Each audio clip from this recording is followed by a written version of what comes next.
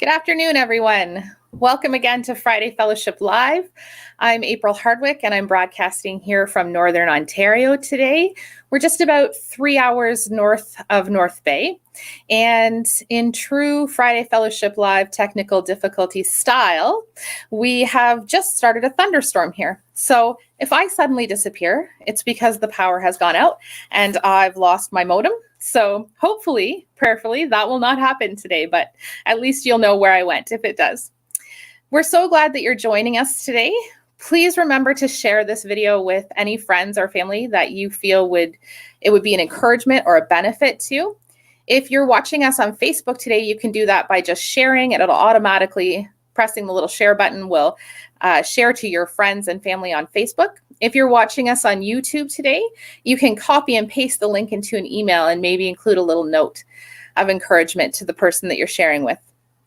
Also, let us know where you're listening from today. We know that this broadcast has reached people from all around the world, and we love to see you commenting and to see where you're watching us from. So go ahead and just leave a comment and let us know who you are and where you're watching us from. If you're brand new to Friday Fellowship Live and the Faith Mission in Canada, you can learn more about us on our webpage, which you should be able to see now on your screen. And if you head over there, you can see more about us. We have missionaries across Canada, well, not in the East Coast, but from Ontario to British Columbia. Obviously, ministry looks a little different during the pandemic for everyone, but we do love to work alongside local churches to share the gospel and encourage in evangelism, prayer, and revival. So if you're in an area where you have a worker and you think that we could be of benefit to you, please don't hesitate to reach out. You can also find the address and the information for our main office there, and they can always be of help to you as well. All right, I can see some people are commenting and just joining now. Oh, we've got Kirkland Lake. I think that's my husband. Melfort, Saskatchewan. Hi, Rhonda. It's good to see you again today. So today I'm going to be joined in conversation with my friend Diana Billings. And Diana, I've lost track of time, but she has been in Canada back in Canada for just over a month now. 2 weeks of that, obviously, she's spent in quarantine as she was serving just over a year on mission in Malawi, Africa. But I don't want to give away too much of her story, so we're going to go ahead and bring her on now and let her share with you today. There we go. Hi, Diana. Looks like we coordinated our backgrounds today, but I didn't even know that was going to happen. How are you? I'm good. How are you? I'm good. You're not having weather there of any sort? No, it's like trickling rain a little, but that's it. Yeah. It's warm today, which is really surprising for November. Yeah, well, it is here too, which is really surprising for Northern Ontario in November. We have on the plus side, we've had for a little bit, so which has been nice. I'm not complaining. And you're probably really not complaining because not complaining at all. Yeah. How's that been adapting back to Canadian climate? Yeah, I think I'm good now, but the first few weeks it was I was cold a lot. Like even today it's like 13 degrees and I'm in my wool socks. Excellent. Yeah.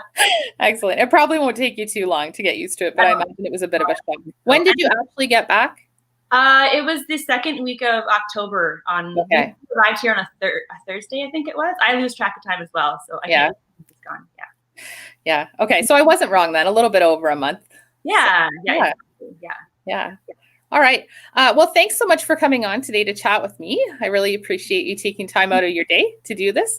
Why don't you tell us a little bit more about, I know who you are and what you do, but no one else does. So why don't you share a little bit about who you are and what you're doing now? Sure. Yeah. I live just outside of Ottawa in a community called Carleton Place. I've been here going on 13 years at the same church. And so I'm the children's pastor and the worship pastor. So I came on as just the worship pastor and then took up the children's ministry when our volunteers who were doing it had retired. So yes, I do children's and music. It's a really weird combo, especially for Sunday morning, but it's been working. And so I have one son who is turning 11 next week. That's crazy. Yeah, it's really we're heading into preteen years, and I am not ready at all. At all. I don't think there's any way to prepare. I'm sorry. Not at all. Yeah.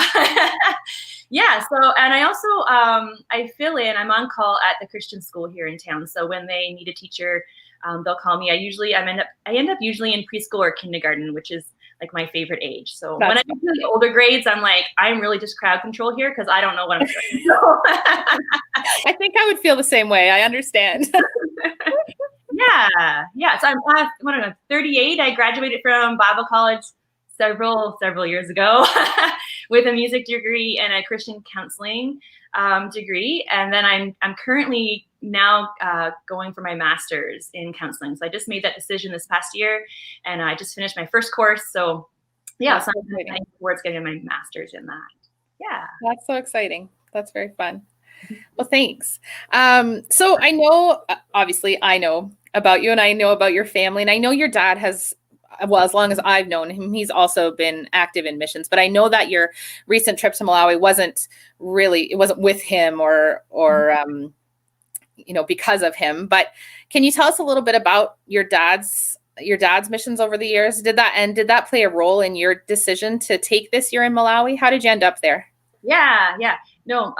So my dad's the pastor of the church that I work at, and he's been in ministry since I was like 4 years old. So I've grown up in the church, and grew up like my dad's always had a really strong heart for missions. So it was always important in our family and whatever church he was ministering at. And so when he moved here, he became the island coordinator for an organization called Seeds International.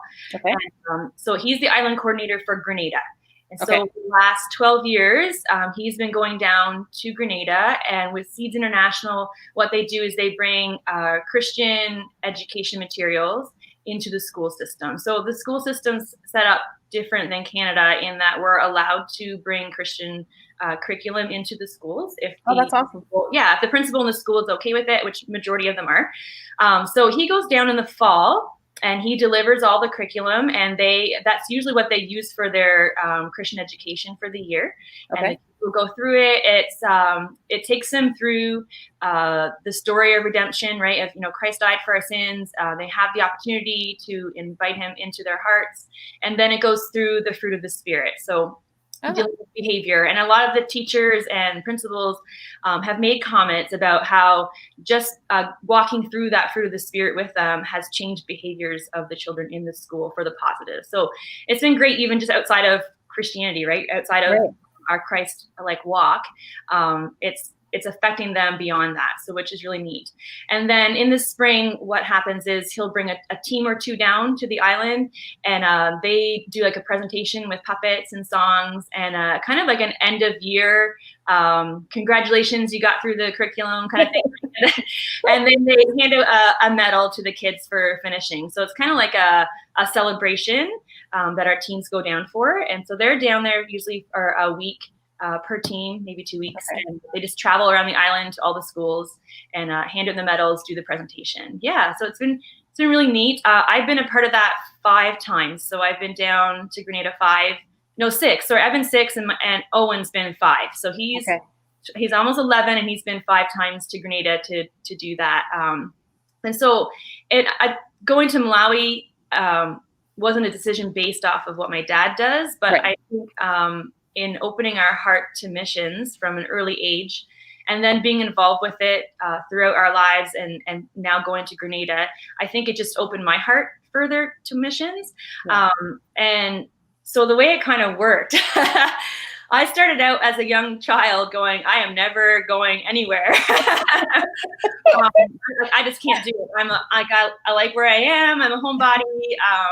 And then I found over the years that whenever you say never to God is usually what he ends up doing. So I moved from going I will never do that into, I think I can do a 2-week missions trip. And then, go back. I can't live overseas permanently, right? Like I can't go somewhere else permanently. And then moving from that going, okay, well, I could do maybe like a month or 2. And then, maybe I could do a year. And now I find ourselves in a place where we go, I could really live. That's okay, right? I'm not spiders and snakes anymore. And and you had some good spider pictures. Like those were big spiders. Right? Yeah, honestly, I didn't see that many of them, and I don't think I saw a few small snakes, but I didn't see any like huge snakes or anything. So you can go back.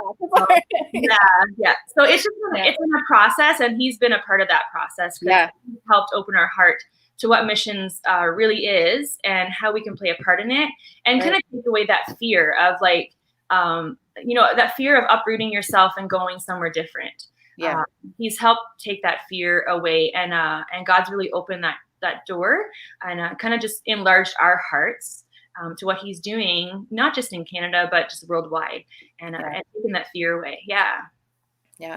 Yeah, that's really cool. It's cool to see like how Owen, first of all, I cannot believe he's 11, but just has grown up knowing missions, right? Knowing what missions look like, and not that it was just a one-time thing, but that you guys have built this relationship with the people. And going back, would the teachers at the schools be Christians?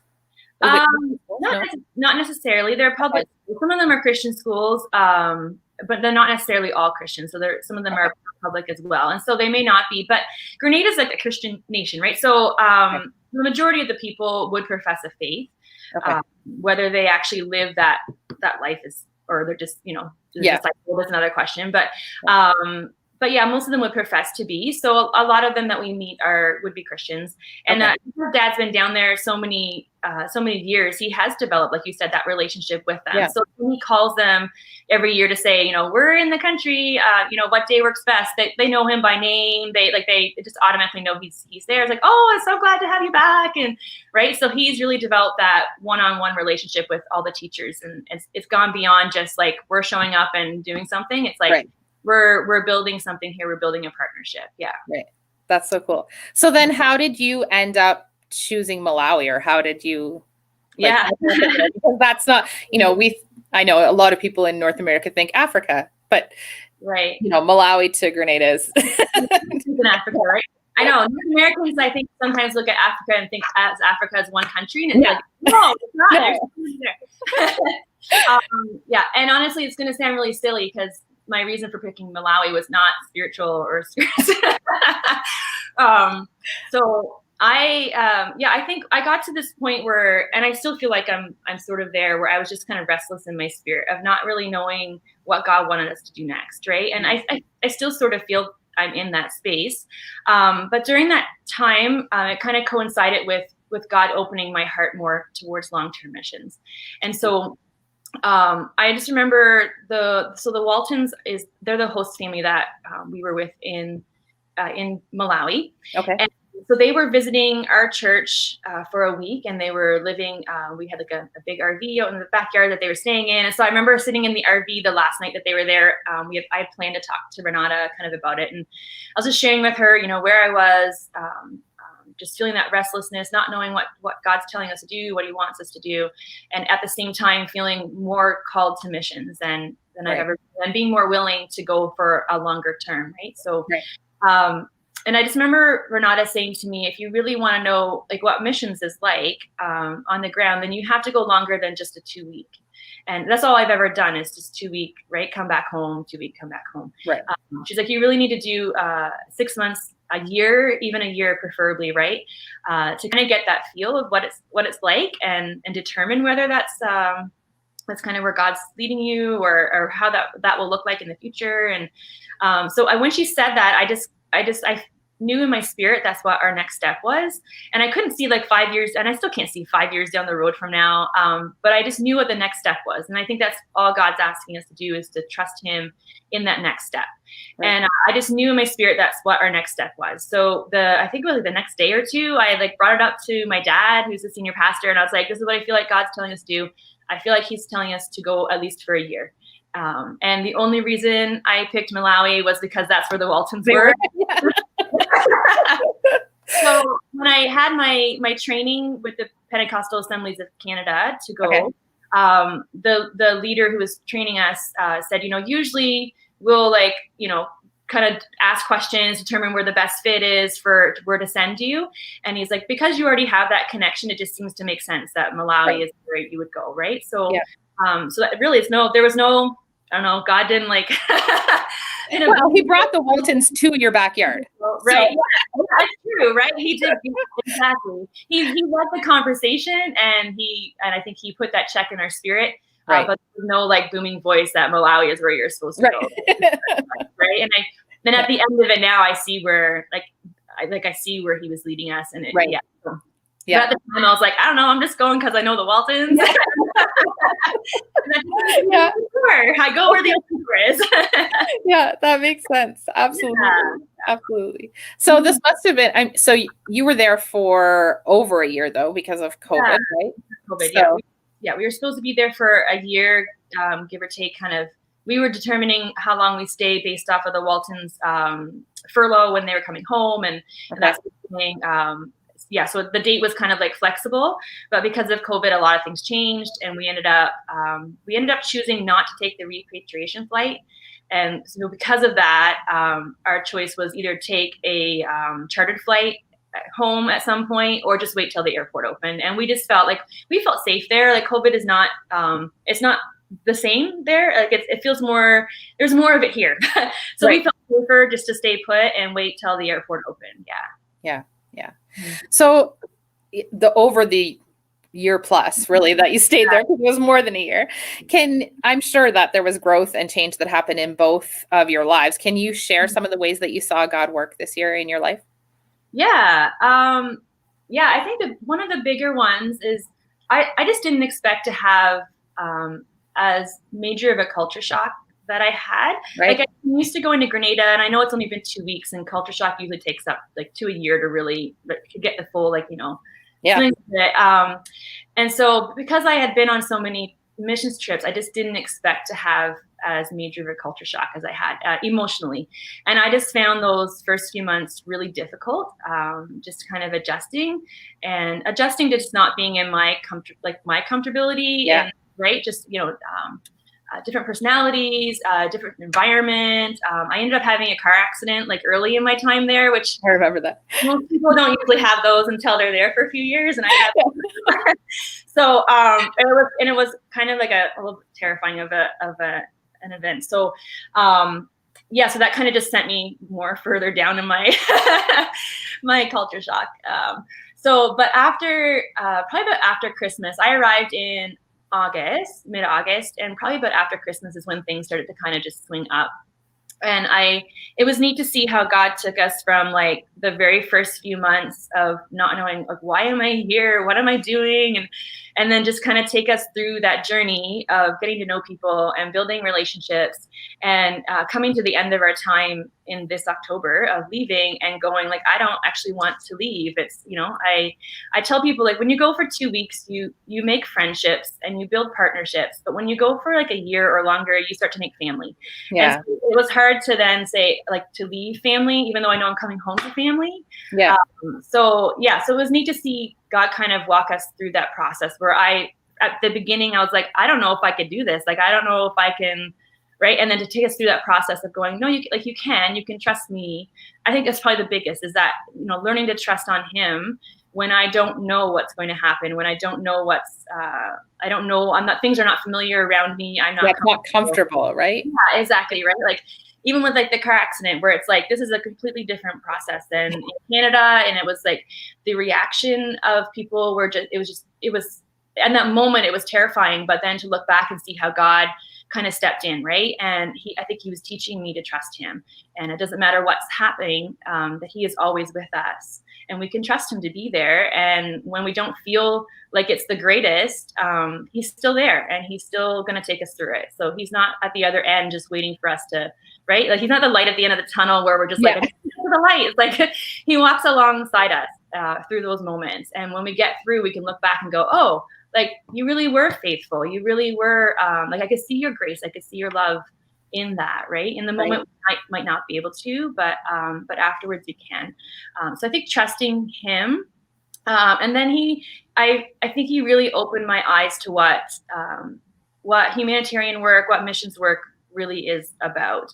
And I think when we go short term, or we're living here like in North America, it's easy to look and see just the quick and easy parts of missions, right? Like where, you know, I held babies, I fed children, I built a school, I like that sort of thing. But he really changed my heart to realize that, I mean, those things are included sometimes, but really it's about partnering with the people that are on the ground who are actually doing the work, and to equip them and to just encourage them and to just be a part of their lives, like to live alongside them, really, right? Like I can't walk into another country and make changes. I'm not part of that country, right? Like it's like it's the people that are on the ground that are going to make the changes. And so God changed my heart to realize that we need to partner alongside with people who are actually doing it, who are from those countries, to empower them to make changes. And we can't do that just because I'm not Malawian, right? It's like I'm not, right? I'm Canadian. It would be like someone coming into Canada and saying, like, you really messed this up. Here, let me fix this for you, right? It's like, I mean, we would be angry, right? Like we can have problems, right? So yeah, he just really changed my opinion and my heart towards what missions really is. That I'm coming alongside the people that are there. They're my family. They're my partners, and I'm there to encourage and to equip and to allow them to make changes in their community, in their country, in their families. Yeah, that's awesome. Yeah, no. So how about Owen? Do you mind sharing a little bit about him? Like, I can, he's not a little kid anymore. He's on missions, but how did you see God working in his life this year, and what was it like to serve alongside him? Yeah. So I know, like, so earlier this week you said, let me know if you want to change any of the questions. And I honestly was going to say, hey, can we change that one? I think it's important to realize that, like, Owen is his own self. Yeah. And he has his own relationship with God as an 11-year-old. And honestly, when you ask me that question, I'll look at it and go, I don't know. I really don't know what God did. I don't know. He's like, he went there. He adapted really well. It was like he'd always, right? His teacher was amazed at how well he just kind of fit in. He made really good friends. He loved it. He was so excited to come home at the same time, right? And he just come right back into his regular schedule here. And I was just talking with my coach with the PAOC this week, and I said that I was like, I don't really know what God did in Owen's life. I don't know, like, what changes. I don't know how this is going to affect him, because he's an 11-year-old boy. For one, he doesn't want to. They're not super chatty, eh? Yeah. He doesn't want to share his emotions. He doesn't want to, right? So that sort of thing. So it takes a little work kind of to dig into that.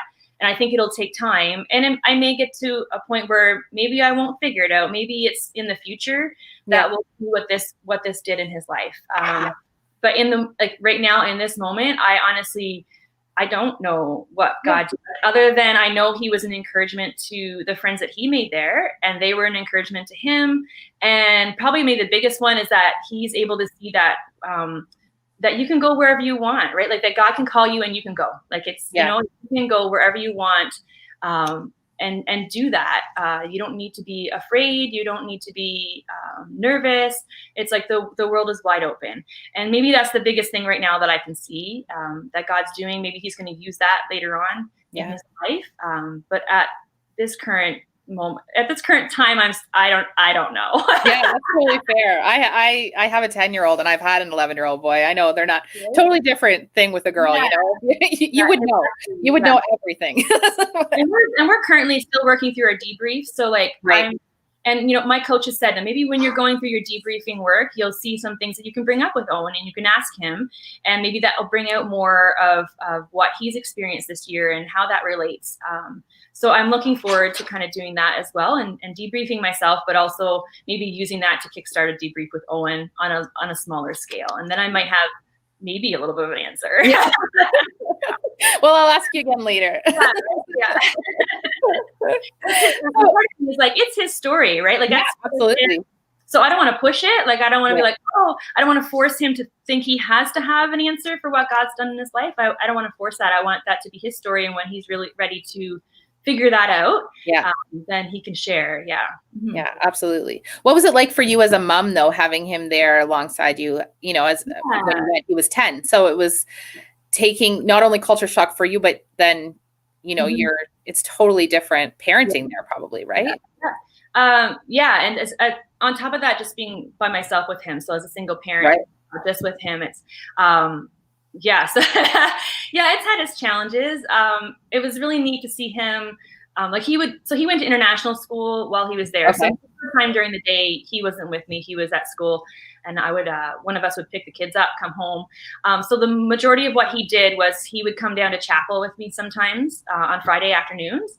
And then if he had no school, and I had to teach, then he would come down sometimes and sit with me while I taught. He had a difficult time wanting to be down there because he couldn't speak the language. So the children at Village of Hope speak Chichewa, but where he's going to school, it's all English, right? So, yeah. He couldn't understand the language, so it's harder to connect and harder to play, that sort of thing. So, I mean, his desire wasn't really there to go down sometimes. Yeah, absolutely.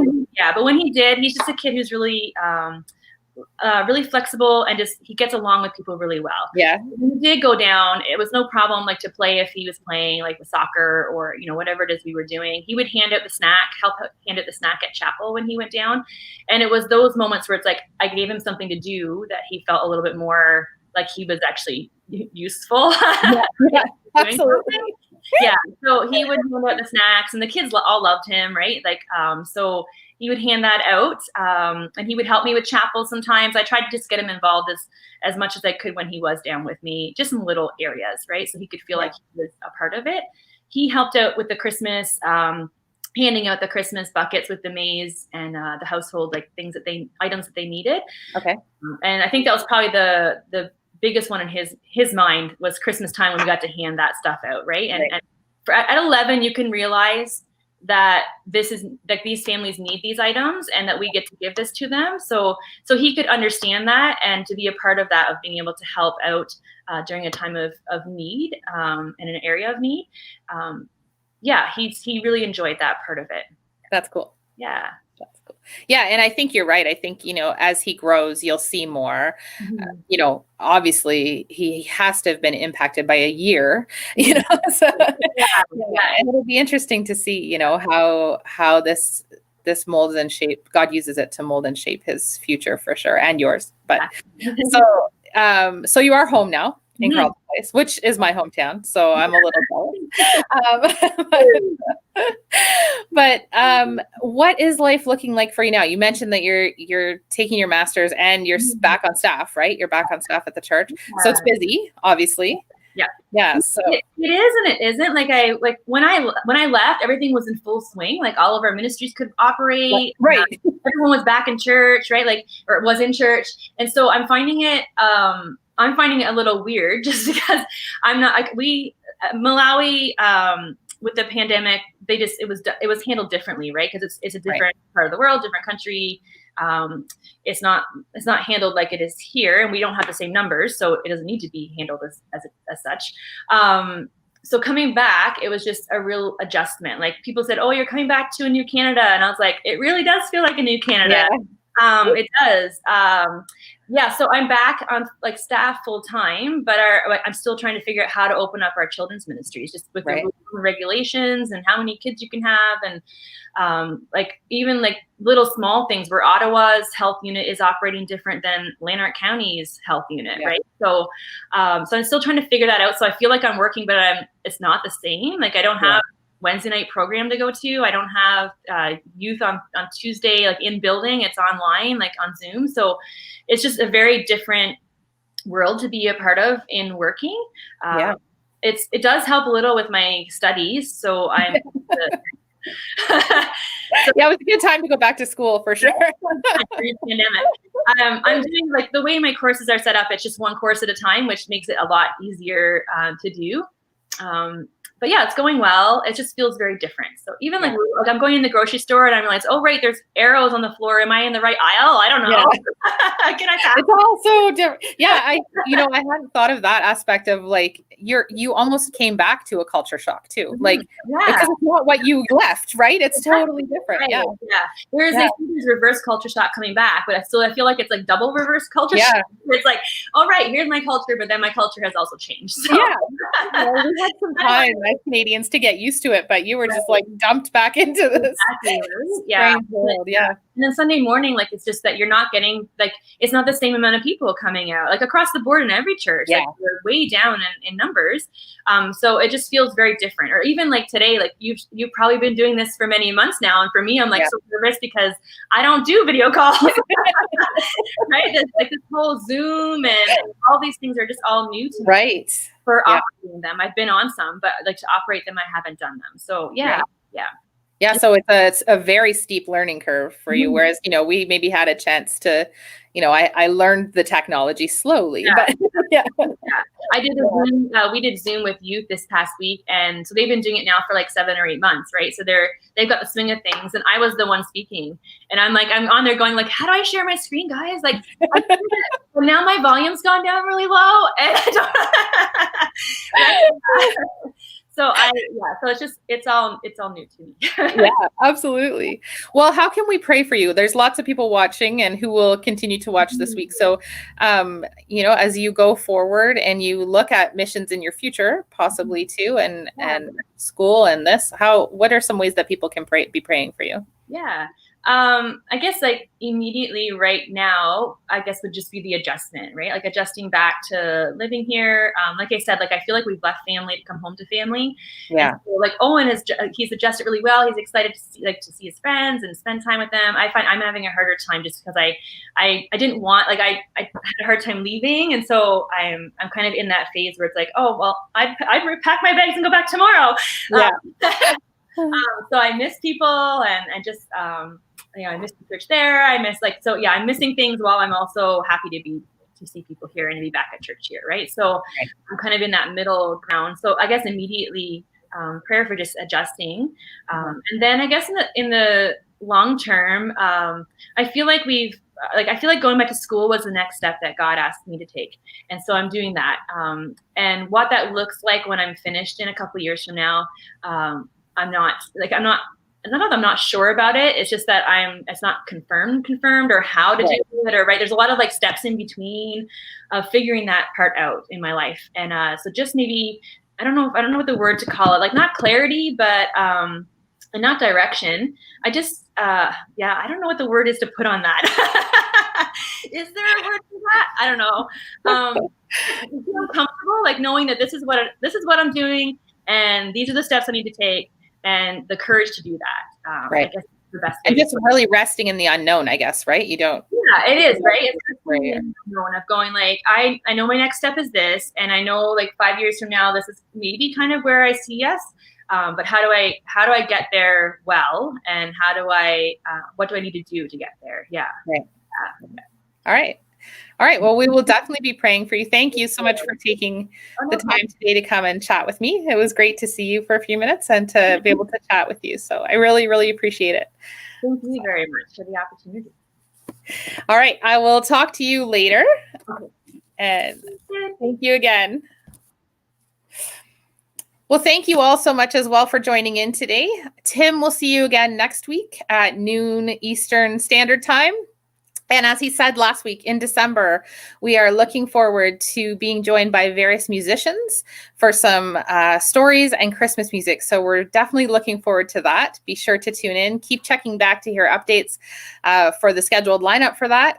And I hope you all have a great weekend. God bless everyone.